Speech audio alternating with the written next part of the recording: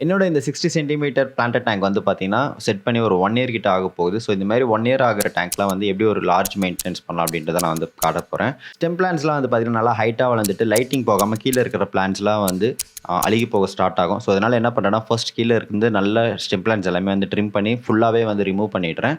And remove பண்ணதுனால சாயில்ல கொஞ்சம் waste ஆயிடும். இதனால வந்து பார்த்தீங்கன்னா, நம்ம நியூ சாயில் போட்டு கொஞ்சம் டாப் அப் பண்ணிக்கலாம்.